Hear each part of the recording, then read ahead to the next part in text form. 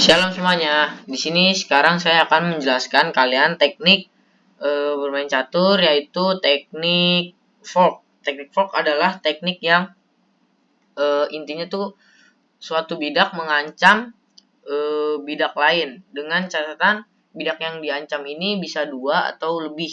Jadi kayak serangan garpu gitulah, bisa lebih dari 2. Nah, kemudian fork ini atau teknik garpu ini dibagi dengan banyak jenis. Namun sini saya akan menjelaskannya itu hanya 3 saja. Yang pertama itu ada diagonal fork, terus di sini ada royal fork, habis itu ini ada straight fork, habis itu ya udah kira-kira begitu. Nah, kemudian fork ini coba ya aku praktekin satu contoh fork. Nih, menteri ke D4. Dari serangan ini, dari langkah ini nih, apakah kalian bisa melihat bahwa ini adalah teknik garpu, yaitu dimana ini adalah fork, jenisnya itu adalah fork diagonal fork. Karena apa? Lihat di sini. Menteri yang ada pada D4 mengancam petak G7 dengan tujuan serangan mati gitu, langkah yang mematikan. Dan juga menteri ini juga mengancam benteng yang tidak ada perlindungan atau tidak ada yang bidak lain yang menjaganya seperti menteri ataupun yang lain, tidak ada penjagaan terhadap benteng ini. Jadi hitam ini terpaksa harus menyelamatkan rajanya dengan mengorbankan bentengnya. Karena apa? Ketika hitam memaksa bergerak menggerakkan benteng, misalkan ke sini, bisa dilihat di sini bidak hitam langsung mati. Nah, jadi ini adalah contoh diagonal fork. Jadi mengancam dua petak yang secara diagonal gitu. Nih. Jadi ini otomatis harus menggerakkan pion ataupun apa ya? Ya menggerakkan pion. Nah, jadi ini dimakan gratis. Jadi membuat keunggulan.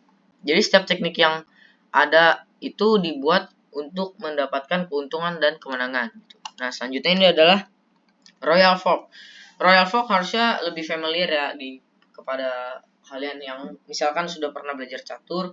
Namun kalau masih pemula, royal fork itu artinya antara garpu antara menteri dengan raja. Jadi begini royal fork. Ini posisinya kan bidak putih mengalami kekalahan nih. Poinnya ada 1, 2, sama-sama memiliki 2 pion dan 1 perwira. Namun bedanya ini menteri, musuh ada menteri. Kemudian putih hanya memiliki benteng yang poinnya hanya 5. Nah, ini royal fork dengan cara kuda melangkah ke petak E5 skak.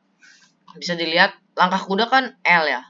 Jadi kuda mengancam mengancam menteri dan juga melakukan skak. Kalau udah kayak begini, mau tidak mau raja harus bergerak. Karena apa? Kalau begini kan menteri juga tidak bisa bergerak. Kalau dalam kondisi skak, ketika kalian menggerakkan bidak yang lain, maka itu termasuk illegal move. Kalau di pertandingan resmi nanti bisa terkena pelanggaran. Nah, jadi ini harus berpindah ke belakang atau kemana bebas. Tinggal makan. Nah, jadi kondisi ini jadi membuat bidak putih unggul. Nah, selanjutnya, nah ini adalah termasuk jenis straight fork. Jadi serangan garpu dengan lurus gitu sejajar. Nah, nih bidak gajah dan bidak kuda kan sejajar nih. Bidak pion juga sejajar. Nah, ketika benteng menggerakkan langkah dengan cara benteng C5, ini membuat serangan double yang mengancam kuda dan mengancam gajah. Nah, kemudian di sini pilihannya antara 2. Yang satu, bidak hitam harus menyelamatkan kuda ataupun menyelamatkan, pilihan kedua itu menyelamatkan gajah atau peluncur. Nah, kalau di sini kan kita tidak bisa menyelamatkan keduanya. Karena apa? Ini sudah digarpu serangan ganda. Jadi mau tidak mau bidak hitam harus merelakan satu perwiranya.